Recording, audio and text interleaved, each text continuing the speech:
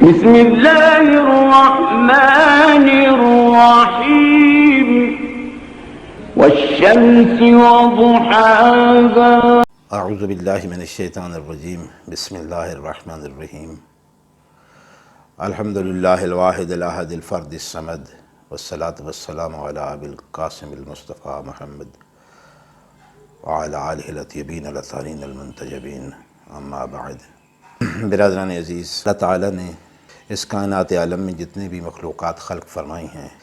سب کو یکساں خلق نہیں فرمایا، سب کو ایک جیسا بنا کے نہیں بھیجا، بلکہ ہر چیز میں کوئی خصوصیت رکھی ہے دوسری کی نسبت۔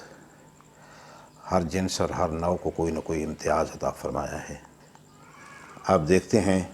کہ وقت بھی سارے ایک جیسے نہیں ہیں، کچھ اوقات ایسے ہیں جو فضیلت والے ہیں، جیسے جمعہ کا دن عام دنوں کی طرح نہیں ہے، ماہ رمضان عام مہینوں کی طرح نہیں ہے، لیلۃ القدر ہے،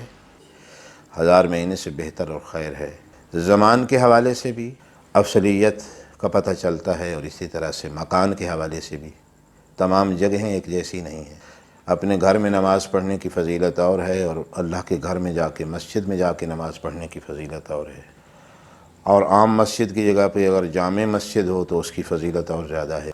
اور جامع مسجد کا اگر تقابل کیا جائے بیت اللہ سے یا مسجد نبوی سے تو اس کی فضیلت اور ہے۔ جتنے بھی انواع و اقسام کی مخلوقات خداوند عالم نے خلق فرمائی ہیں وہ سب ایک جیسی نہیں ہیں۔ پرندوں میں بھی فرق ہے اسی طرح سے، کچھ پرندے بڑے قیمتی ہوتے ہیں اور اپنے عادات و خصائل کی وجہ سے اور اپنی خصوصیات کی وجہ سے ان کی ایک مانگ ہوتی ہے اور وہ مہنگے بکتے ہیں۔ عین اسی طرح سے فرق ہے، سبھی انسان ایک جیسے نہیں ہیں۔ بعض انسان بڑے صاحب کرامت ہوتے ہیں، بڑے صاحب فضیلت ہوتے ہیں، بڑے صاحب تقوی ہوتے ہیں، صاحب زہد ہوتے ہیں، عابد ہوتے ہیں، شریف النفس ہوتے ہیں، نجیب الطرفین ہوتے ہیں، ان میں مختلف قسم کے کمالات پائے جاتے ہیں، اصل انسان شمار کیا جاتا ہے، خواہ وہ مردوں میں ہو یا عورتوں میں۔ سبھی انسانوں کو اور تمام مخلوقات کو ایک لاٹھی سے نہیں ہانکا جا سکتا، اور نہ سبھی برابر ہیں۔ کچھ لوگ کند ذہن ہوتے ہیں، کچھ لوگ ذہین ہوتے ہیں،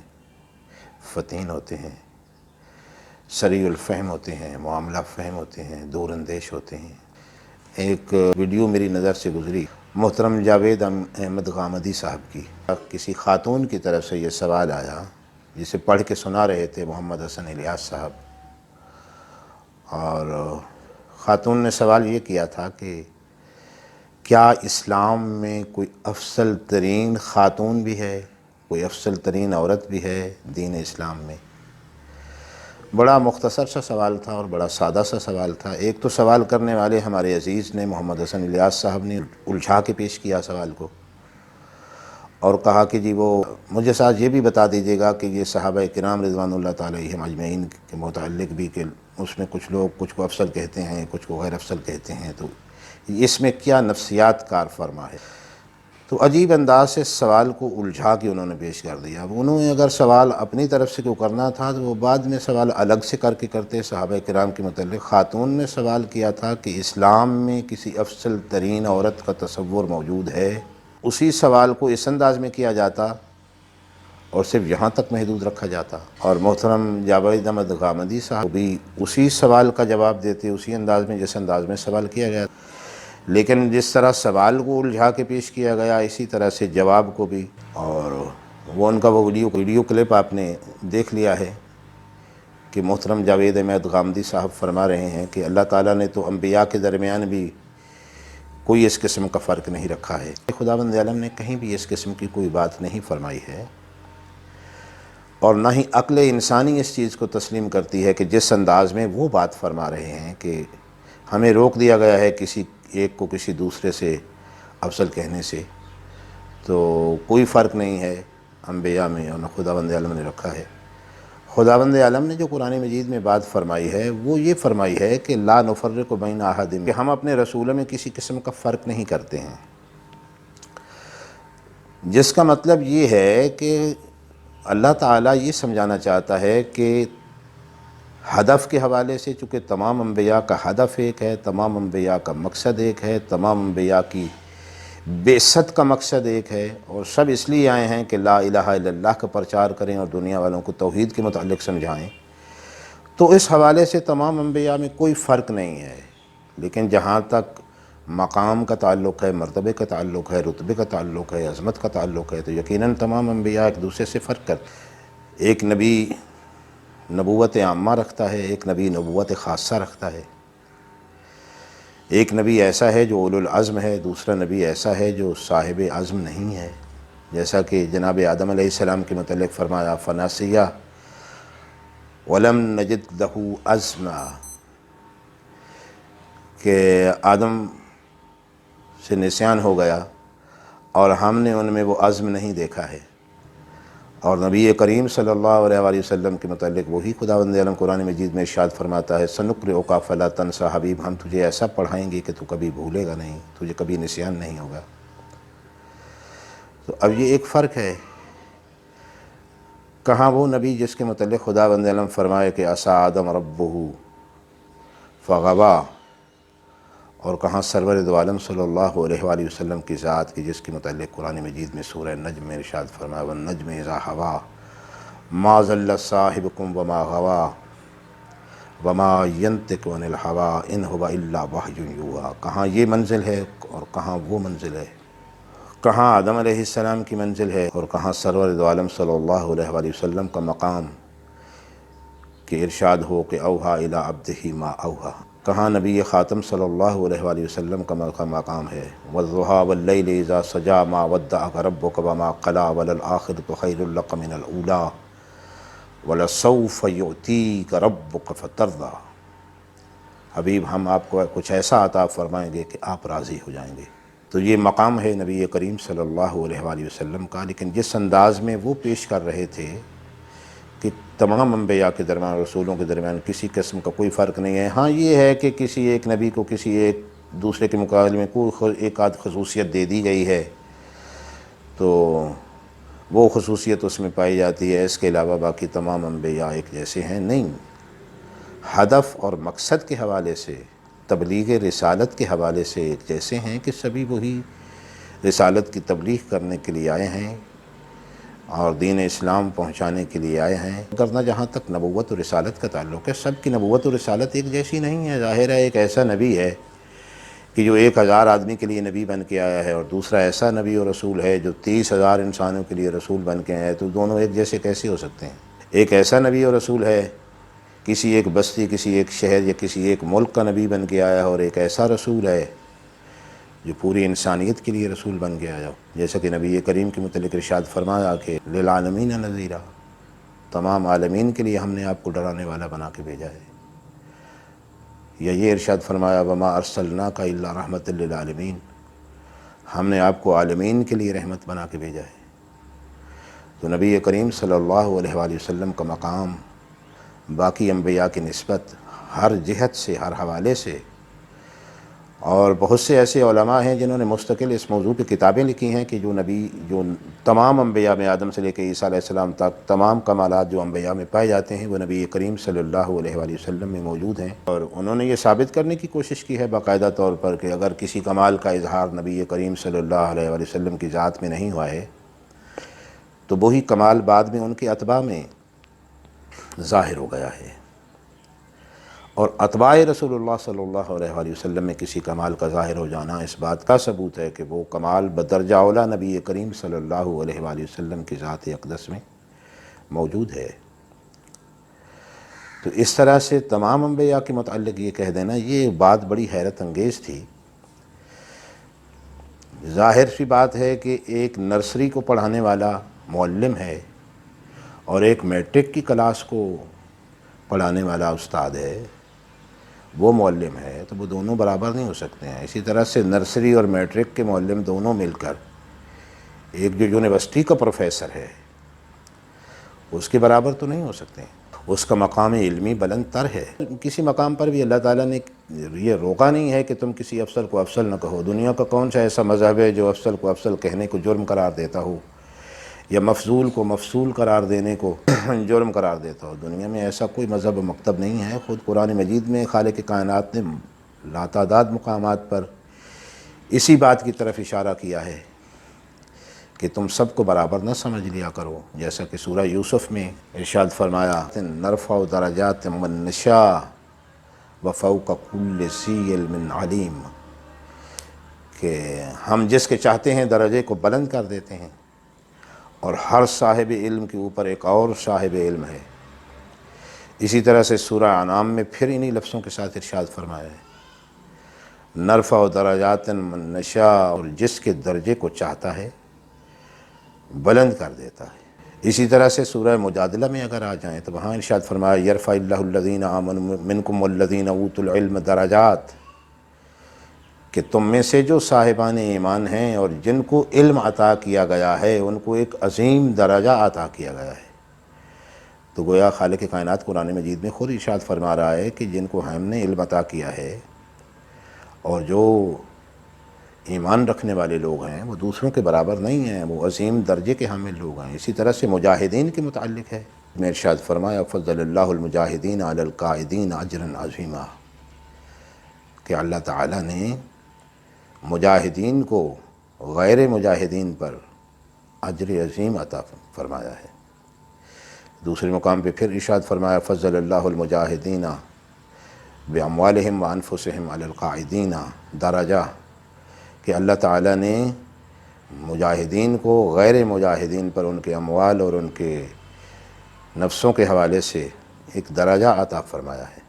جیسا کہ ارشاد فرمایا وما یستوی الاعمی والبصیر، یہ سورہ غافر، بینا اور نابینا وہ دونوں برابر ہو سکتے ہیں۔ اسی طرح سے سورہ فاطر میں ارشاد فرمایا آیت 19 میں وما یستوی الاعمی والبصیر ولا الظلمات ولا النور، کہ جس طرح اندھیرا اور اجالا برابر نہیں ہو سکتے ہیں، روشنی اور ظلمت برابر نہیں ہو سکتے ہیں، اسی طرح سے بینا اور نابینا دونوں برابر نہیں ہو سکتے ہیں، ولا الظل ولا الحرور، اور جس طرح سے آرام دہ سایہ اور جلا دینے والی گرم ہوا اور دھوپ برابر نہیں ہو سکتے ہیں، اسی طرح سے صاحبان علم اور صاحبان بصیرت جو ہیں وہ برابر نہیں ہو سکتے ہیں۔ اور وما یستوی الاحیاء والاموات وما انت بمسمع من فی القبور، کہ جو زندہ ہیں اور جو مردہ ہیں کیا یہ برابر ہو سکتے ہیں؟ اور میرے حبیب کیا تو اپنی بات ان کو سنا سکتا ہے جو قبروں میں ہیں، یعنی جو مردہ ہیں؟ وہی معاشرے کے زندہ انسان جو رسول اللہ کی بات پر کان نہیں دھرتے اور ان کے دل پر کسی آیت کا، کسی حدیث کا، کسی فرمان کا اثر نہیں ہوتا ہے، تو خداوند عالم ان کو مردہ قرار دے رہا ہے۔ تو ان ساری باتوں سے یہ ثابت ہوتا ہے کہ خداوند عالم نے فرق رکھا ہے تمام انسانوں کے درمیان، جس طرح تمام انسانوں کے درمیان فرق ہے، اسی طرح سے تمام انبیاء کے درمیان بھی فرق ہے۔ باقی انبیاء اس نبی کے برابر کس طرح سے ہو سکتے ہیں کہ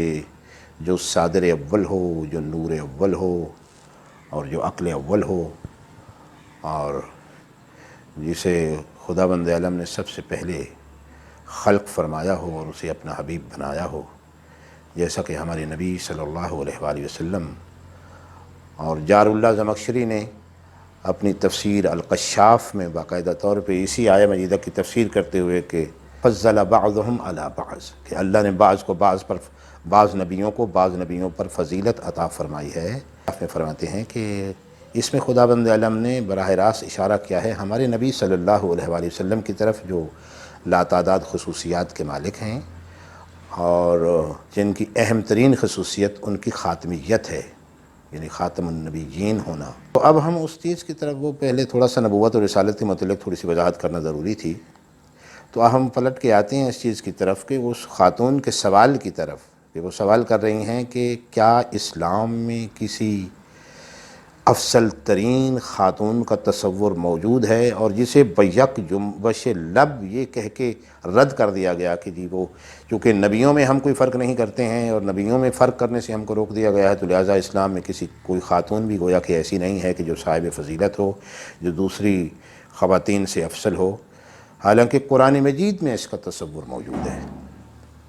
جیسا کہ سورہ آل عمران میں خداوند عالم نے ارشاد فرمایا اذ قالت الملائکہ یا مریم ان اللہ اصطفاک وطہرک واصطفاک علی نساء العالمین، کہ اے مریم اللہ تعالیٰ نے آپ کو چن لیا ہے، وطہرک، اور آپ کو پاکیزہ کیا ہے، واصطفاک علی نساء العالمین، اور عالمین کی عورتوں پر آپ کو فضیلت اور برتری عطا فرمائی ہے۔ تو یہ قرآن مجید کی آیت، اس کا حوالہ اگرچہ جاوید احمد غامدی صاحب دے سکتے تھے کہ ہاں قرآن مجید میں یہ تصور موجود ہے کہ ایک ایسی مستور ہے جو باقی تمام مستورات سے افضل ہے، اور قرآن مجید میں اس کی گواہی موجود ہے، آیت موجود ہے سورہ آل عمران میں، تو یہ وہ فرما سکتے تھے، لیکن یہ حوالہ، اس قسم کا کوئی حوالہ انہوں نے قرآن مجید سے نہیں دیا ہے۔ اور قرآن مجید میں ہی جناب آسیہ بنت مزاحم کے متعلق یہ آیہ موجود ہے کہ اللہ نے صاحبان ایمان کے لیے نمونہ بنا دیا ہے فرعون کی زوجہ آسیہ کو، الذین آمنوا، مثل بنا دیا ہے، یعنی نمونہ بنا دیا ہے، کن کے لیے؟ للذین آمنوا، صاحبان ایمان کے لیے۔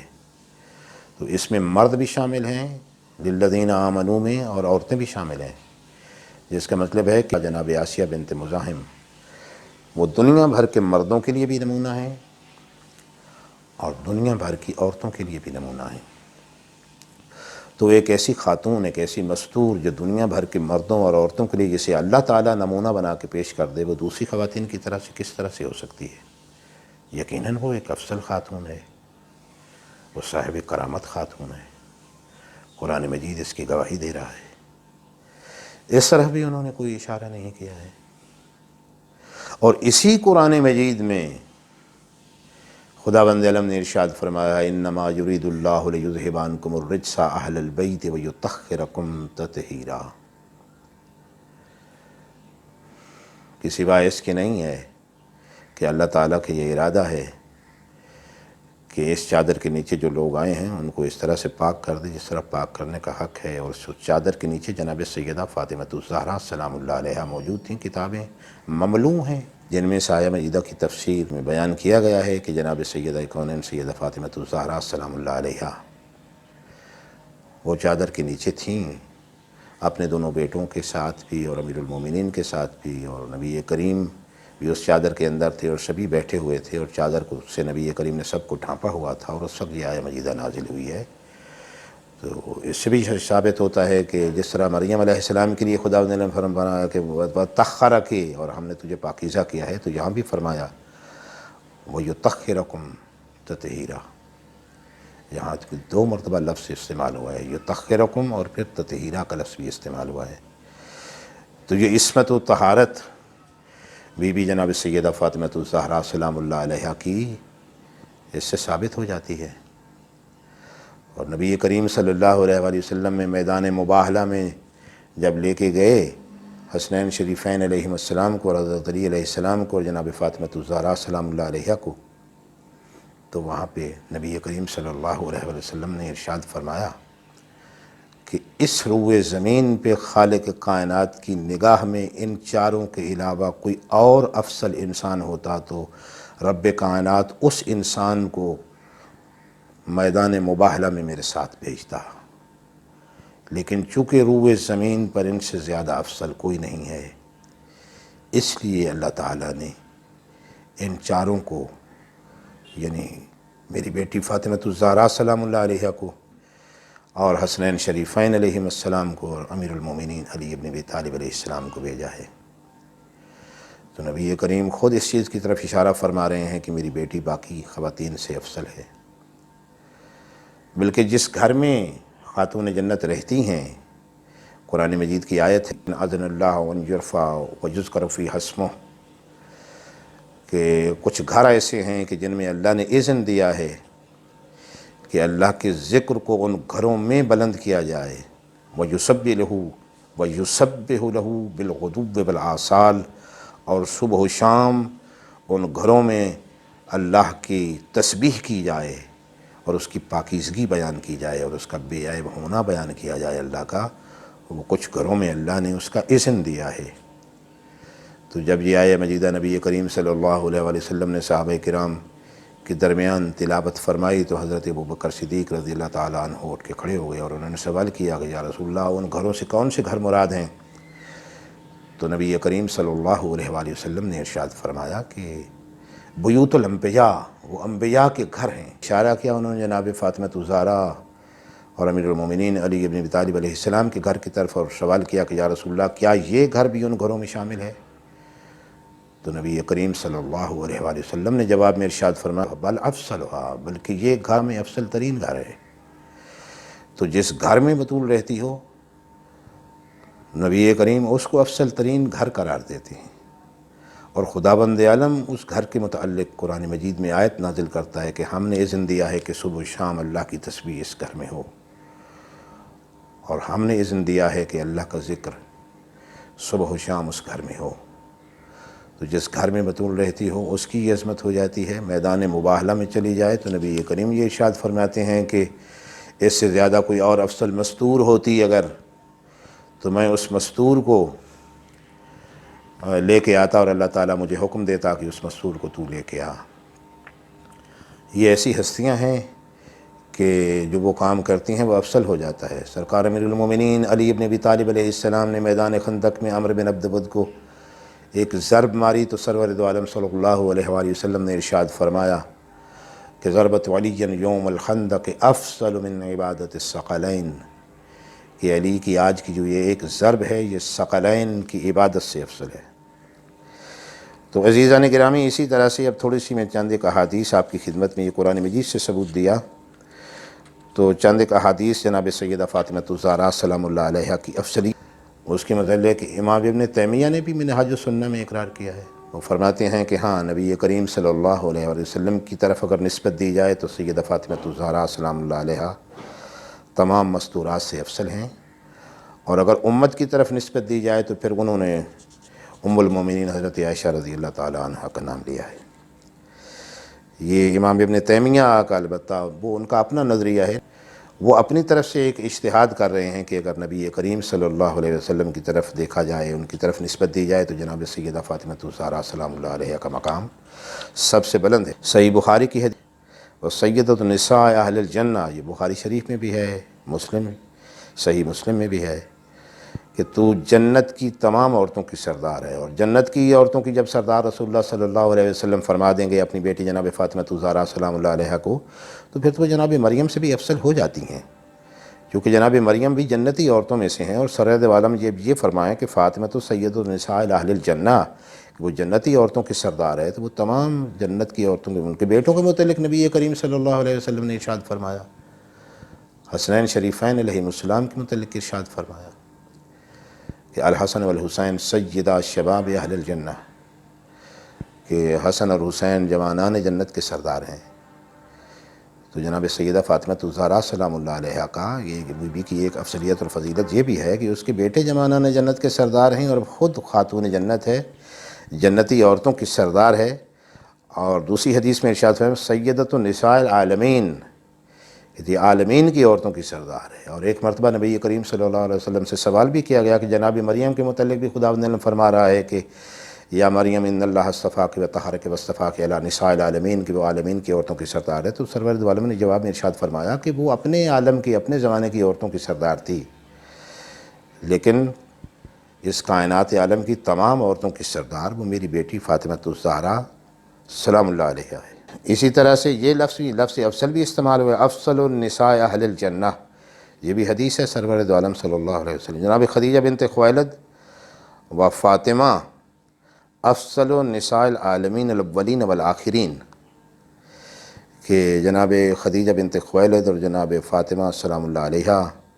یہ اولین و آخرین میں تمام زمانوں کی عورتوں کی سردار ہیں۔ سیدۃ النساء الاولین والآخرین، یہ بھی حدیث جناب سیدہ فاطمہ الزہرا سلام اللہ علیہ کے متعلق نبی کریم صلی اللہ علیہ وسلم نے ارشاد فرمائی ہے سیدۃ النساء یوم القیامہ، قیامت کے دن تمام عورتوں کی سردار ہے جناب سیدہ فاطمہ الزہرا سلام اللہ علیہ۔ بخاری میں ہے، مسلم میں ہے، ابو السعادات نے فضائل عشرہ اپنی کتاب میں اس حدیث کو نقل کیا ہے، ابو بکر بن شیبہ نے اپنی امالی میں، دیلمی نے اپنی کتاب فردوس میں نقل کیا ہے، اور عرض کر دیا کہ بخاری شریف میں ہے، مسلم میں ہے، فاطمہ تو سیدۃ النساء اہل الجنہ، کہ جنت کی تمام عورتوں کی سردار فاطمہ الزہرا سلام اللہ علیہا ہے۔ اور حضرت حذیفہ یمان سے روایت، نبی کریم صلی اللہ علیہ وسلم نے ارشاد فرمایا ان النبی قال اتانی ملک بشرنی ان فاطمہ سیدۃ نساء اہل الجنہ، کہ ایک فرشتہ آیا ہے جس نے آ کر مجھے بشارت دی ہے کہ میری بیٹی فاطمہ الزہرا جنتی عورتوں کی، تمام جنتی عورتوں کی سردار ہے۔ ام المومنین حضرت عائشہ رضی اللہ تعالی عنہا سے روایت ہے کہ رسول کریم صلی اللہ علیہ وآلہ وسلم نے فرمایا یا فاطمہ ابشری فإن اللہ تعالی اصطفاک علی نساء العالمین، کہ اے فاطمہ بیٹی تجھے بشارت ہو کہ اللہ تعالیٰ نے کائنات بھر کی تمام عورتوں پر تجھے چن لیا ہے اور تجھے برتری اور فضیلت عطا فرمائی ہے۔ وعلی نساء الاسلام، اور اس تمام مسلمان عورتوں پر تجھے فضیلت عطا کی ہے۔ وہو خیر دین، اور یہ ادیان عالم میں سب سے بہتر دین دین اسلام ہے، اور دین اسلام کی تمام مسلمان عورتوں پر اللہ تعالیٰ نے اے بیٹی تجھے فضیلت عطا کی ہے۔ اسی طرح سے جناب انس بن مالک سے رسول اللہ صلی اللہ علیہ وسلم کے صحابی ہیں، حضرت ابو ہریرہ سے رسول اللہ صلی اللہ علیہ وسلم کے صحابی ہیں۔ سالبی نے اپنی تفسیر میں نقل کیا ہے، ابو سہل المؤذن نے اپنی کتاب الاربعین میں نقل کیا ہے، شعبی نے جابر بن عبداللہ رسول اللہ صلی اللہ علیہ وسلم کے صحابی رضی اللہ تعالیٰ عنہ سے، اور سعید بن مسیب رضی اللہ تعالیٰ عنہ سے نقل کیا ہے۔ قریب نے ابن عباس سے، ابو مسعود اور عبد الرزاق نے، اور اسی طرح سے احمد نے، اسحاق نے نبی کریم صلی اللہ علیہ وآلہ وسلم سے روایت نقل کی ہے حسبک من نساء العالمین، کہ دنیا کی تمام عورتوں میں سے تجھے یہ کافی ہے کہ مریم بنت عمران و خدیجہ بنت خویلد و فاطمہ بنت محمد و آسیہ امرأۃ فرعون، کہ یعنی نبی کریم یہ فرما رہے ہیں کہ یہ چار خواتین، جناب مریم بنت عمران، جناب آسیہ بنت مزاحم، جناب خدیجہ بنت خویلد اور جناب فاطمہ الزہرا سلام اللہ علیہا، یہ دنیا کی تمام خواتین میں سب سے افضل ہیں۔ اور ضحاک اور اکرمہ حضرت ابن عباس رضی اللہ تعالیٰ عنہ سے نقل فرماتے ہیں وَأَفْصَلُهُنَّ فاطمہ، کہ نبی کریم صلی اللہ علیہ وآلہ وسلم نے ارشاد فرمایا کہ ان چاروں خواتین میں پھر فاطمہ الزہرا سلام اللہ علیہا تمام سے افضل ہیں۔ تو عزیزان گرامی، کتابیں بھری پڑی ہیں، اگر ہم ان کے حوالے دینا شروع کر دیں تو کئی گھنٹے گزر جائیں، کہ نبی کریم صلی اللہ علیہ وسلم نے ارشاد فرمایا کہ میری بیٹی فاطمہ الزہرا سلام اللہ علیہا دنیا بھر کی تمام خواتین سے افضل ترین مستور ہے۔ لہذا اس خاتون کو یہ جواب دیا جانا چاہیے تھا، اور میری طرف سے یہ جواب ہے کہ اگر آپ کا سوال یہ ہے کہ اسلام میں افضل ترین خاتون کون سی ہے، تو میں آپ کو جواب دیتا ہوں کہ اسلام میں سب سے افضل ترین خاتون کا نام ہے سیدہ فاطمہ الزہرا سلام اللہ علیہا۔ قرآن مجید سے آیت تطہیر کے حوالے سے بھی، کونوا مع الصادقین کی آیت کے حوالے سے بھی، آیت مباہلہ کے حوالے سے بھی، اور سورہ دہر کے حوالے سے بھی،